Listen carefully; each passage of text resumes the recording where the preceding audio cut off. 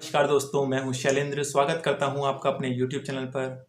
दोस्तों, अगर आपको भी लग रहा है कि बैंक एफडी रेट लगातार कम होते जा रहे हैं, शेयर मार्केट में अनसर्टेनिटी है, तो इस केस में आप इन्वेस्टमेंट कहां करें।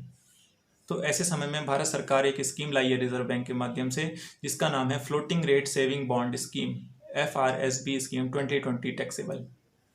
यह स्कीम रेजिडेंट इंडियंस के लिए है, जो सिंगली ले सकते हैं, ज्वाइंटली ले सकते हैं, एनीवन और सर्वाइवर बेसिस पे ले सकते हैं।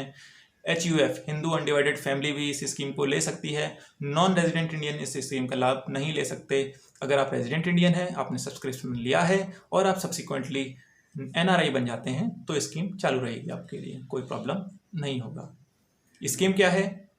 स्कीम यह है कि आप मिनिमम 1000 रुपये और मैक्सिमम नो लिमिट कुछ भी आप इस स्कीम में इन्वेस्ट कर सकते हैं, मैक्सिमम 1000 रुपये के मल्टीपल में। आपको ब्याज क्या मिलेगा? ब्याज आपको मिलेगा नेशनल सेविंग सर्टिफिकेट से पैक किया गया है ब्याज को।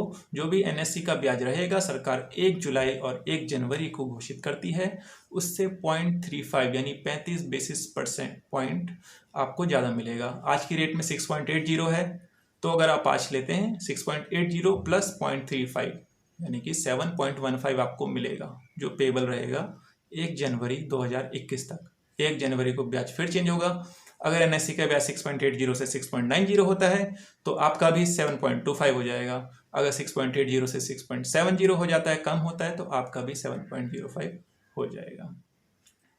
यह 7 साल के लिए लॉक इन रहेगा। 7 साल से पहले आप इसको नहीं निकाल सकते, लेकिन ब्याज जो है आपको हर 6 महीने में मिलेगा, आपके अकाउंट में आ जाएगा। आपको बॉन्ड लेजर अकाउंट इसके लिए खोलना होगा। SBI में या किसी भी नेशनलाइज बैंक में आप अकाउंट खोल सकते हैं। इसके अलावा 4 प्राइवेट बैंकों को ऑथराइज किया गया है, जिसमें axis bank, HDFC, ICICI bank and IDBI bank शामिल हैं। इन चारों बैंकों को ऑथराइज किया है। भविष्य में RBI औरों को भी ऑथराइज कर सकता है। इसमें आप नॉमिनेशन कर सकते हैं। अगर माइनर को नॉमिनी कर रहे हैं, फादर कर रहे हैं, तो मदर को अपॉइंटी घोषित कर सकते हैं। मदर कर रही हैं तो फादर को अपॉइंटी घोषित कर सकते हैं। माइनर के नाम पे FD है, तो उसमें नॉमिनेशन करने का जरूरत नहीं है, क्योंकि उसमें ऑलरेडी आप गार्जियन हैं। यह FD का जो नॉमिनेशन है, वह आप एक से ज़्यादा लोगों के नाम पे भी कर सकते हैं। और अलग अलग इन्वेस्टमेंट, जो आपका एक बॉन्ड लेजर अकाउंट हो जाएगा, उसमें आप इन्वेस्टमेंट कर सकते हैं। एक बार आपने 1 लाख कर दिया, 3-4 महीने बाद आप 50,000 कर दिया, तो अलग अलग इन्वेस्टमेंट में आप अलग अलग नॉमिनेशन कर सकते हैं। इस पर मिलने वाला जो ब्याज है 6 महीने में जो भी मिलेगा, जो सरकार की मैक्सिमम लिमिट है ब्याज की, उससे ऊपर अगर आपको मिलता है, तो फिर आपका टैक्स कटेगा। जो हर साल सरकार बजट में घोषित करती है कि इस सीमा के ऊपर अगर ब्याज मिलता है तो TDS कटेगा, ऐसा ही इसमें भी होगा। अगर आपके पास टैक्स एग्जेम्पशन का सर्टिफिकेट है, तो आप जमा करा सकते हैं, आपका TDS नहीं कटेगा। यह जो बॉन्ड है, यह ट्रांसफरेबल नहीं है, किसी और के नाम पे ट्रांसफरेबल नहीं हो सकते।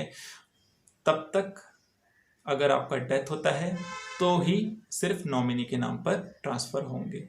यह बॉन्ड ट्रेडेबल नहीं है, आप इनको दूसरे सेकेंडरी मार्केट में ट्रेड नहीं कर सकते हैं।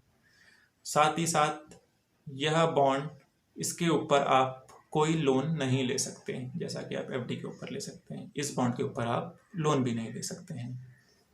सीनियर सिटीजन्स के लिए लॉक इन पीरियड के लिए कमी की गई है। अगर आप 60 ईयर्स से ऊपर हैं, 70 साल से नीचे हैं, तो आपका जो लॉक इन पीरियड है वो 7 साल की जगह 6 साल होगा। अगर आप 70 साल से ऊपर हैं, 80 साल से नीचे हैं, तो लॉक इन पीरियड 5 साल होगा। अगर आप 80 साल से ऊपर हैं, तो लॉक इन पीरियड 4 साल होगा।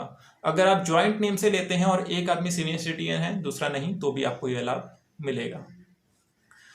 जो भी आप अगर प्री मैच्योर इसको लेते हैं 4 या 5 या 6 साल में, 7 साल से पहले सीनियर सिटीजन लोग, तो उस केस में जो आपका लास्ट 6 महीने का जो ब्याज है, अगर आप मार्च में इसको रिडीम कराते हैं, आपको मिलेगा वो जुलाई में, या अगर आप अक्टूबर या नवंबर में कराते हैं, तो मिलेगा आपको जनवरी में ही।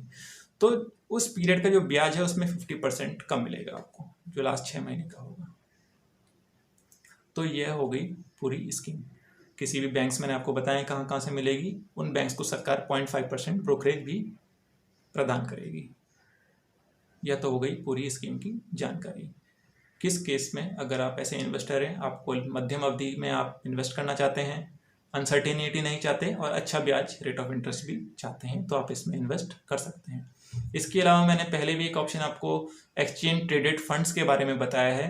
अगर उसके बारे में जानकारी लेना चाहते हैं तो आप डिस्क्रिप्शन बॉक्स में देखिए, मैंने उसका लिंक वहाँ पे दिया है, आप उसकी जानकारी भी ले सकते हैं। उम्मीद करता हूँ आपको जानकारी अच्छी लगी होगी। अगर अच्छी लगी तो शेयर ज़रूर कीजिए। धन्यवाद, नमस्कार।